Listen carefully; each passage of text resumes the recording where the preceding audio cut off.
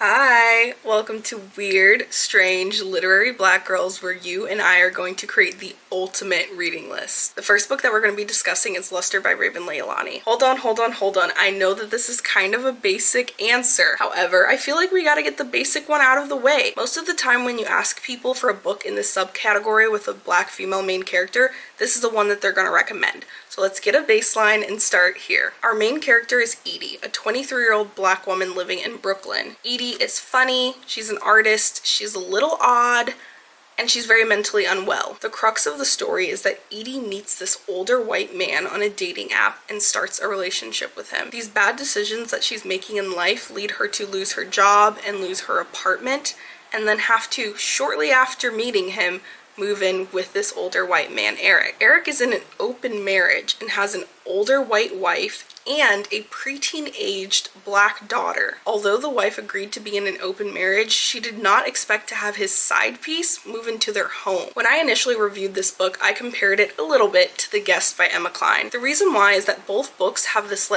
slow release, low level anxiety throughout all of the pages. And you would think that just a little bit of anxiety is nothing.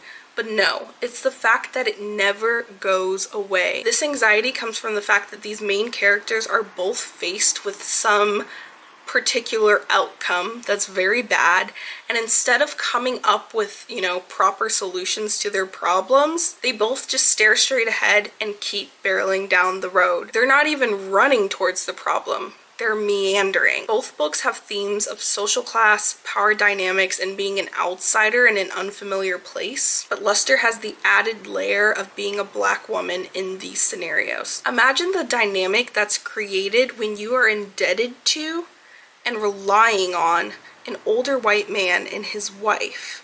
When you are cleaning up after them, helping out with their kid because you have no money to contribute.